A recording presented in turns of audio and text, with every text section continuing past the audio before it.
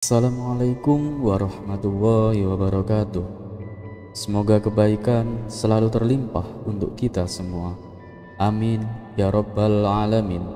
Karena dianggap makar dan hampir membunuh raja, maka Abu Nawas mendapat celaka.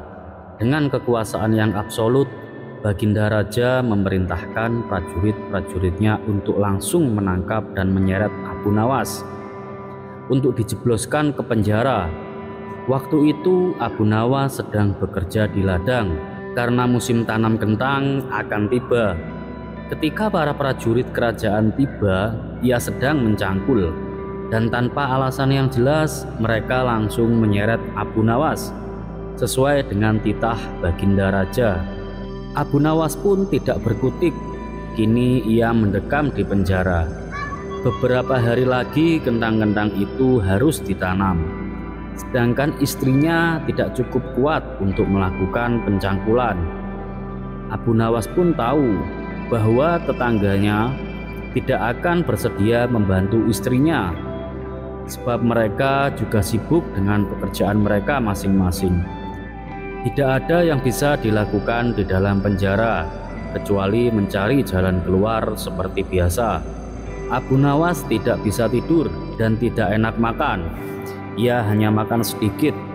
Sudah 2 hari ia meringkuk di dalam penjara dengan wajah yang murung. Pada hari ketiga, Abu Nawas memanggil seorang pengawal dan ia pun berkata, "Bisakah aku minta tolong kepadamu, wahai pengawal?" "Oh bisa, mau minta tolong apa?" kata pengawal itu tanpa bergairah. "Aku ingin meminjam pensil dan selembar kertas. Aku ingin menulis surat untuk istriku. Aku harus menyampaikan sebuah rahasia penting yang hanya boleh diketahui oleh istriku saja." Pengawal itu berpikir sejenak, lalu pergi meninggalkan Abu Nawas. Ternyata pengawal itu menghadap Baginda Raja untuk melapor. Mendengar laporan dari pengawal, Baginda segera menyediakan apa yang diminta Abu Nawas. Dalam hati, Baginda Raja bergumam, "Mungkin kali ini aku bisa mengalahkan Abu Nawas." Kemudian Abu Nawas menulis surat yang berbunyi, "Wahai istriku, janganlah engkau sekali-kali menggali ladang kita, karena aku menyembunyikan harta karun dan senjata di situ, dan tolong jangan bercerita kepada siapapun." Tentu saja surat itu dibaca oleh Baginda Raja karena beliau ingin tahu apa sebenarnya rahasia Abu Nawas. Setelah membaca surat itu, Baginda Raja merasa puas dan langsung memerintahkan beberapa pekerja istana untuk menggali ladang Abu Nawas. Dengan peralatan yang dibutuhkan, mereka berangkat dan langsung mencangkul ladang Abu Nawas. Istri Abu Nawas merasa heran. "Mungkinkah suamiku minta tolong kepada mereka?" Pertanyaan itu tidak terjawab karena mereka kembali ke istana tanpa pamit. Mereka hanya menyerahkan surat Abu Nawas kepadanya. 5 hari kemudian, Abu Nawas menerima surat dari istrinya. Surat itu berbunyi, "Mungkin suratmu dibaca sebelum diserahkan kepadaku, karena beberapa pekerja istana datang ke sini 2 hari yang lalu. Mereka mencangkul seluruh ladang kita. Lalu apa yang harus kukerjakan sekarang?" Rupanya istri Abu Nawas belum mengerti muslihat suaminya. Tetapi dengan bijaksana Abu Nawas membalas, "Sekarang engkau bisa menanam kentang di ladang kita, tanpa harus mencangkul." Kali ini Baginda tidak bersedia membaca surat Abu Nawas lagi. Baginda Raja semakin mengakui keluar biasaan Abu Nawas. Bahkan di dalam penjara pun Abu Nawas masih bisa melakukan pencangkulan. Abu Nawas mengeram di penjara. Namun begitu, Abu Nawas masih bisa menyelesaikan pekerjaannya dengan memakai tangan orang lain. Baginda berpikir sejenak. Kemudian beliau segera memerintahkan sipir penjara untuk membebaskan Abu Nawas. Baginda Raja tak ingin menanggung resiko yang lebih buruk, karena akal Abu Nawas tidak bisa ditebak. Bahkan di dalam penjara pun Abu Nawas masih sanggup menyusahkan orang. Keputusan yang dibuat Baginda Raja untuk melepaskan Abu Nawas memang sangat tepat. Karena bila sampai Abu Nawas bertambah sakit hati, maka tidak mustahil kesusahan yang akan ditimbulkan akan semakin gawat. Kini Abu Nawas sudah bisa menghirup udara kebebasan di luar penjara. Istri Abu Nawas menyambut gembira kedatangan suaminya yang selama ini sangat ia rindukan. Abu Nawas pun juga riang, apalagi melihat tanaman kentangnya akan membuahkan hasil yang bisa dipetik dalam waktu yang dekat. Kisah selanjutnya, Abu Nawas dan pohon yang bisa berbicara. Karena seringnya membongkar kasus penipuan, membuat komandan prajurit mendapat penghargaan dari Baginda Raja. Dan berkat sepak terjang sang komandan, maraknya kasus penipuan berangsur-angsur menurun. Saat proses pemberian penghargaan berlangsung, Baginda Raja berkata, "Kamu hebat, tidak salah aku mengangkatmu sebagai komandan." Puji Baginda Raja. Ia pun memberikan hadiah 10.000 dinar sebagai penghargaan atas jasa sang komandan. Cara apa yang kau gunakan sehingga bisa dengan cepat memberantas banyaknya kasus penipuan? Tanya Baginda Raja. Dengan sombongnya, sang komandan menjawab, "Itu mudah saja, Paduka. Saya sudah tahu berbagai macam tipuan, makanya dengan mudah saya tuntaskan. Saya ini orang yang tidak bisa ditipu, Paduka." Baginda Raja pun memuji kinerjanya sebagai komandan prajurit yang berprestasi. Sementara itu, Abu Nawas yang juga hadir berkata di hadapan Baginda Raja, "Pekerjaan seperti itu menurut saya sangat mudah dan tidak berat." Perkataan Abu Nawas ini membuat sang komandan merasa tersinggung. "Hei Abu Nawas, kau berkata demikian karena kau tidak bisa menipuku," ujar sang komandan. "Kau mungkin bisa menipu semua orang, bahkan kepada Paduka yang mulia. Tapi ketahuilah, kau tidak akan bisa menipuku," kata sang komandan melanjutkan. "Sayang sekali aku tak bisa meninggalkan istana begitu saja. Kalau bisa, pasti aku akan bisa menipumu dengan sebuah pohon yang bisa berbicara," timpal Abu Nawas. "Mana ada pohon yang bisa berbicara? Kamu jangan menghayal, Abu Nawas," balas sang komandan. "Aku bisa membuktikannya dengan membawa pohon itu kemari," sahut Abu Nawas. "Ayo kita buktikan, aku tunggu di sini. Pergilah dan ambil pohon itu, lalu kembalilah kemari," balas sang komandan. Tidak terima kemudian Abu Nawas bertanya kepada Baginda Raja, "Bagaimana Paduka? Apakah Paduka mengizinkan saya untuk pergi sebentar untuk mengambil pohon yang bisa berbicara?" Baginda Raja pun menjawab, "Silahkan Abu Nawas, pergilah dan ambillah pohon itu." Setelah mendapatkan izin dari Baginda Raja, Abu Nawas pun berkata, "Baiklah wahai komandan, tunggulah aku di sini. Aku akan segera kembali dengan membawa pohon yang bisa berbicara," tutur Abu Nawas. Maka pergilah Abu Nawas meninggalkan istana. Namun setelah 1-2 jam berlalu, Abu Nawas tak kunjung datang. Sampai waktu malam tiba, sang komandan masih menunggu. Tetapi Abu Nawas tak datang juga. Karena dirasa Abu Nawas tidak akan datang, sang komandan berkata kepada Baginda Raja, "Sepertinya Abu Nawas tidak berani datang, Paduka. Dia pasti takut karena ketahuan bohongnya. Kalau dia berani, pasti dia sudah datang dan membuktikan ucapannya," kata sang komandan merasa bangga. Baginda Raja justru tertawa mendengar pengakuan sang komandan istana. "Ampun Paduka yang mulia, kenapa Paduka malah tertawa?" tanya sang komandan merasa heran. "Abu Nawas tidak datang bukan karena takut ketahuan bohong, tapi ia justru telah berhasil menipumu," balas Raja sambil tertawa. "Maksud Paduka?" tanya sang komandan tak mengerti. "Kamu menunggu di sini sampai larut malam, padahal Abu Nawas tidak akan datang. Bukankah itu berarti Abu Nawas telah berhasil menipumu? Tutur Baginda Raja. Seketika sang komandan mulai menyadari, ia pun merasa malu karena telah menyombongkan dirinya. Ini baru pertama kali orang gila telah memperdayaiku, gerutu sang komandan. Tawa Baginda Raja pun kembali pecah. Ia tak henti-hentinya tertawa sambil memegangi perutnya.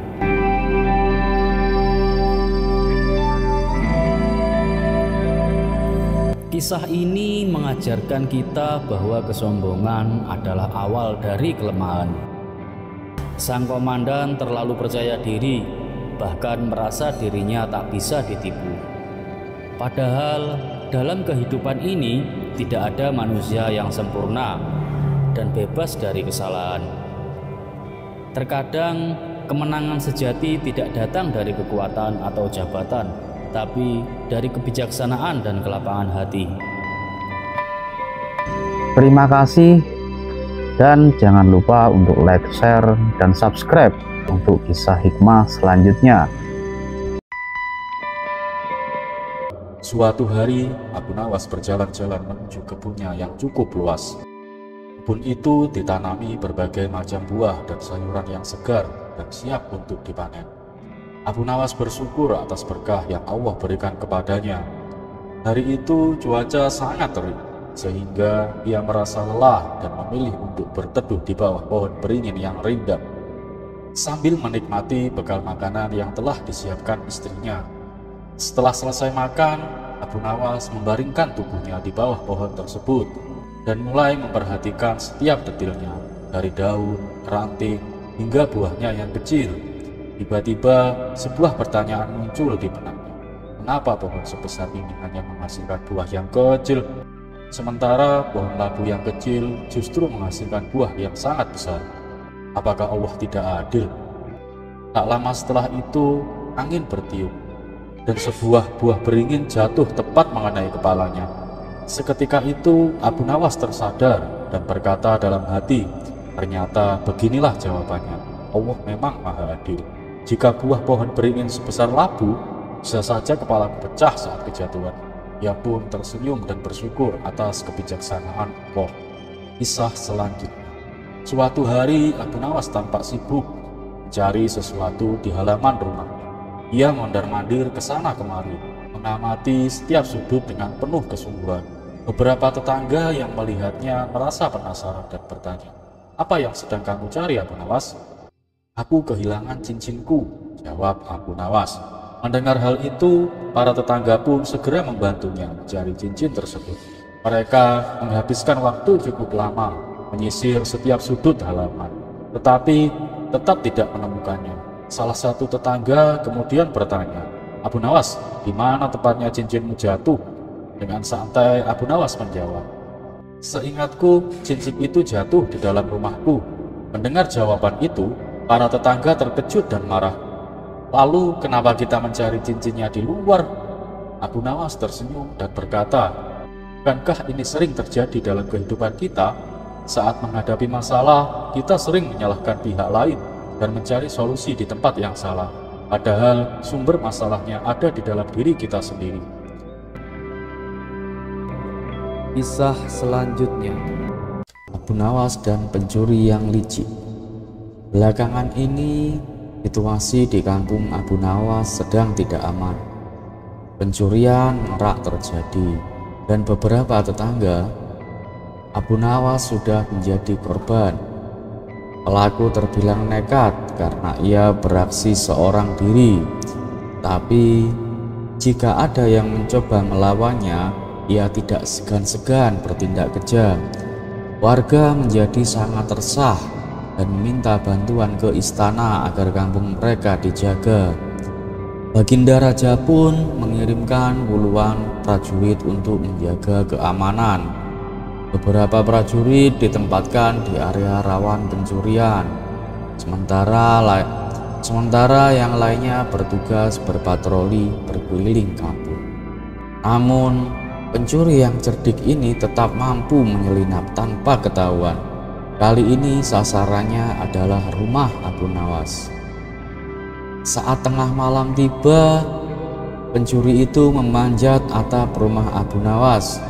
Sang istri yang masih terjaga menyadari kehadiran tamu tak diundang tersebut dan segera membangunkan suaminya. "Wahai suamiku, di atap rumah kita ada seorang pencuri," bisiknya panik. Abu Nawas terkejut dan segera bangun. Ia berpikir cepat, sebab jika ia melawan secara langsung, mereka bisa celaka. Namun, ide cemerlang pun muncul dalam benaknya. "Turuti saja perintahku," kata Abu Nawas kepada istrinya.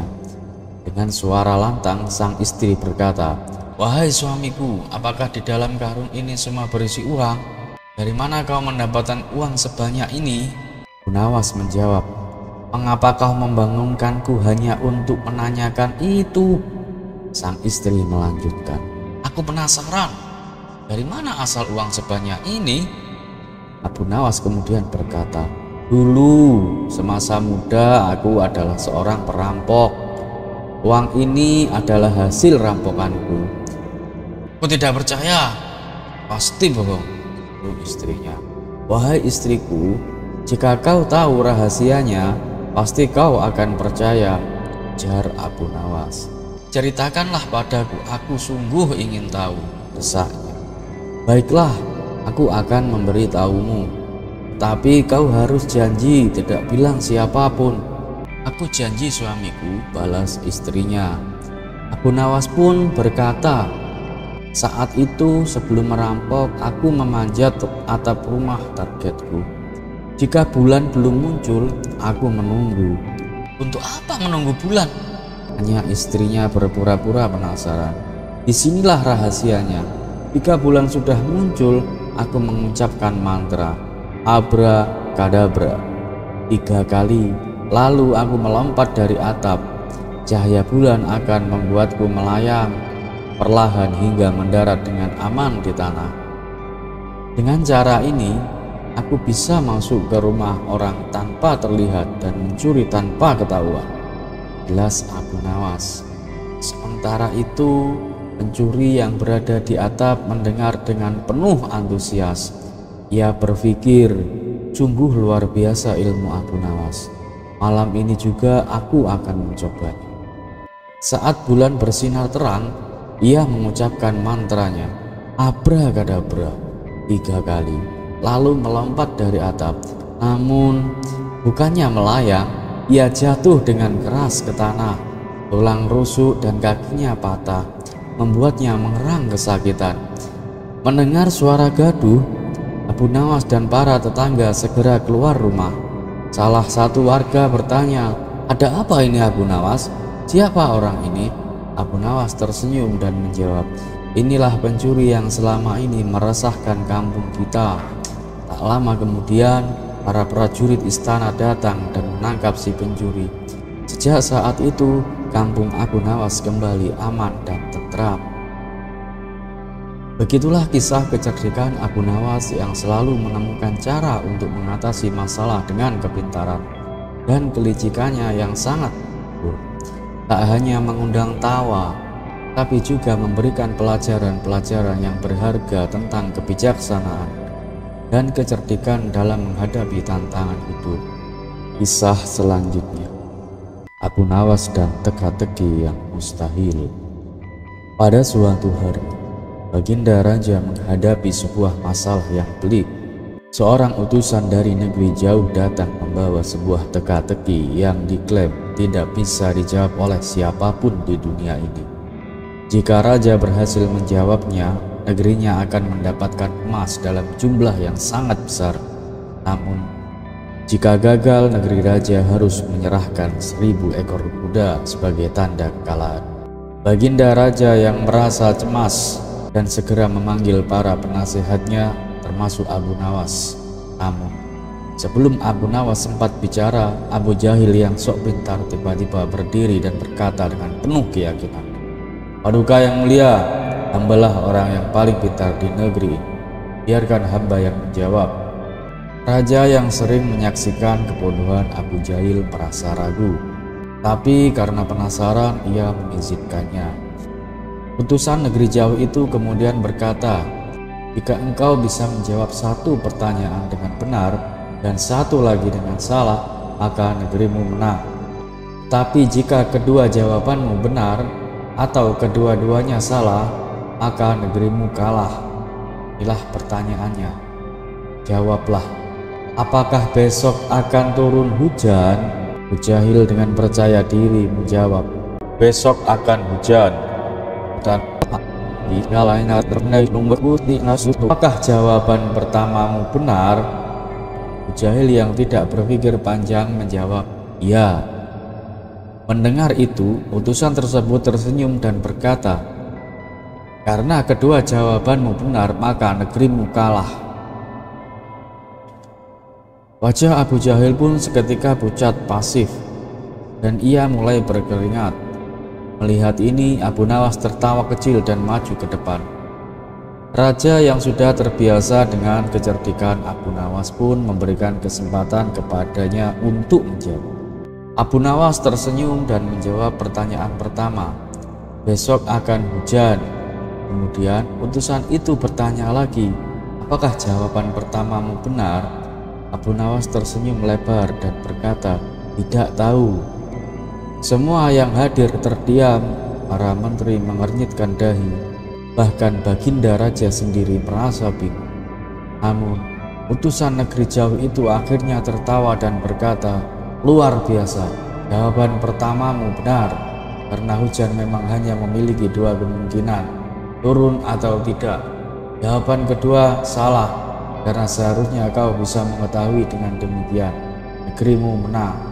Seluruh istana pun bersorak gembira, kecuali Abu Jahil yang menundukkan kepala karena malu. Ia berpura-pura batuk dan perlahan mundur ke belakang, berharap tidak ada yang memperhatikannya. Namun, para pengawal istana sudah siap menertawainya. Sebagai hadiah atas kecerdasannya, Raja memberikan Abu Nawas 1 peti emas. Sementara Abu Jahil hanya bisa gigit jari dan bersumpah untuk tidak sok pintar lagi. Kisah selanjutnya.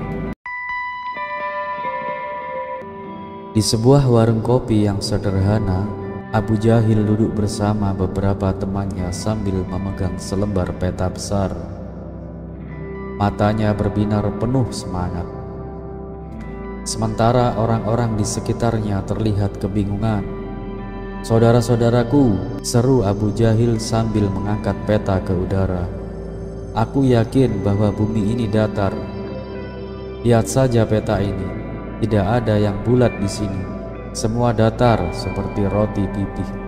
Orang-orang pun mulai berbisik, ada yang setuju, ada pula yang menahan tawa. Di sudut warung, Abu Nawas yang sedang menyeruput teh mendengar keributan itu. Ia bangkit dan berjalan mendekat. "Ada apa ini Abu Jahil?" tanya Abu Nawas dengan senyum tenang.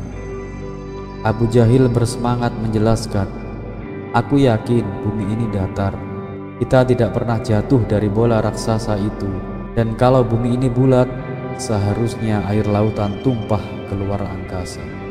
Abu Nawas tersenyum lalu bertanya, "Baiklah, kalau begitu, bagaimana dengan bayangan bulan saat gerhana? Mengapa bentuknya selalu melengkung, seperti cakram yang bulat menutupi matahari?" Abu Jahil mulai menggaruk kepalanya. Mungkin itu karena ada sesuatu yang lain di langit, katanya ragu-ragu. Abu Nawas tersenyum lebih lebar. "Jadi menurutmu ada benda misterius di langit yang bentuknya bulat? Kenapa bukan bumi ini sendiri yang bulat?"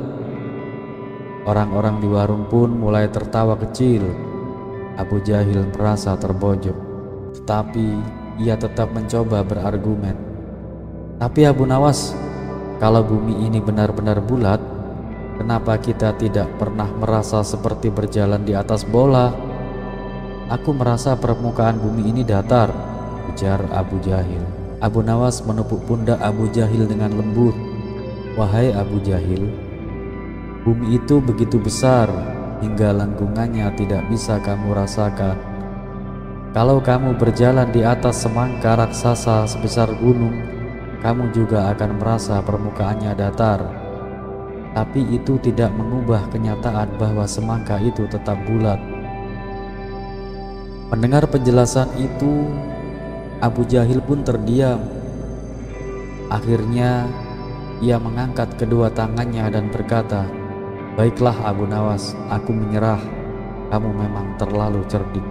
Abu Nawas tertawa dan berkata, "Tidak perlu menyerah Abu Jahil. Ilmu itu seperti perjalanan panjang. Teruslah belajar dan jangan malu untuk bertanya. Tapi ingat, pastikan argumenmu sekuat gravitasi, bukan seperti debu yang ditiup angin."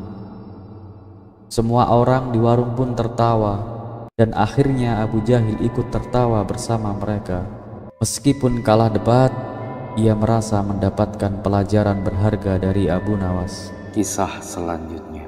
Suatu pagi yang cerah, Abu Jahil datang ke rumah Abu Nawas dengan wajah yang penuh kebingungan. Kali ini, ia membawa sebuah buku tebal bergambar monyet, manusia purba dan monyet modern di sampulnya. "Abu Nawas," serunya dengan suara lantang, "aku ingin bertanya sesuatu yang sangat penting." Abu Nawas yang sedang menyirami tanaman di halaman menoleh dengan senyum kecil. "Ada apa Abu Jahil? Wajahmu seperti orang yang baru melihat hantu di siang bolong." Abu Jahil menepuk-nepuk buku yang dibawanya. "Aku baru saja membaca buku ini Abu Nawas. Di dalamnya tertulis bahwa manusia berasal dari monyet. Apa menurutmu itu benar?" Abu Nawas tertawa kecil lalu mengusap janggutnya. "Ah, pertanyaanmu menarik sekali. Tapi sebelum aku jawab, katakan dulu, kenapa kamu tertarik dengan hal itu? Jangan-jangan kamu merasa seperti monyet purba?" Abu Jahil merengut. "Bukan begitu. Aku hanya penasaran. Kalau benar manusia berasal dari monyet, kenapa masih banyak monyet di dunia ini? Kenapa mereka tidak semua berubah menjadi manusia?" Abu Nawas tertawa lebih keras. "Itu pertanyaan bagus Abu Jahil. Baiklah, mari kita pikirkan bersama. Jika kamu menanam biji mangga, apa yang akan tumbuh? Pohon mangga atau pohon apel?" "Tentu saja pohon mangga," jawab Abu Jahil. "Nah, begitu juga dengan evolusi. Evolusi bukan berarti semua monyet berubah menjadi manusia. Mereka hanya memiliki nenek moyang yang sama di masa lalu. Seperti pohon mangga ini berasal dari satu biji, tetapi cabangnya bisa berbeda-beda." Abu Jahil menggaruk kepalanya. "Jadi maksudmu manusia dan monyet itu seperti cabang yang berbeda dari pohon yang sama?" Abu Nawas mengangguk. "Tepat sekali. Tapi ingat, ini adalah teori ilmiah, bukan dalil agama. Dalam agama, manusia pertama adalah Nabi Adam yang diciptakan langsung oleh Allah. Jadi, jika kamu bertanya apakah manusia berasal dari monyet, jawabannya tergantung pada sudut pandangmu, ilmu pengetahuan atau agama." Abu Jahil semakin bingung. "Jadi mana yang benar Abu Nawas? Ilmu pengetahuan atau agama?" Abu Nawas pun tersenyum bijak. "Wahai Abu Jahil, kebenaran itu seperti koin dengan dua sisi. Kadang ilmu pengetahuan membantu kita memahami ciptaan Tuhan, dan agama membantu kita memahami tujuan hidup. Jangan berpikir bahwa keduanya harus saling bertentangan. Sebaliknya, gunakan keduanya untuk menjadi manusia yang lebih baik." Abu Jahil terdiam sejenak lalu berkata, "Tapi kenapa aku masih merasa mirip monyet? Apakah ini karena wajahku?" Abu Nawas tertawa terbahak-bahak hingga hampir jatuh dari bangku. Abu Jahil, itu bukan karena evolusi. Itu karena kamu terlalu sering memanjat pohon untuk mencuri mangga di kebun tetangga." Dengar itu, Abu Jahil pun tersipu malu dan akhirnya ikut tertawa bersama Abu Nawas. Dan begitulah sahabat kisah kali ini. Wassalamualaikum warahmatullahi wabarakatuh.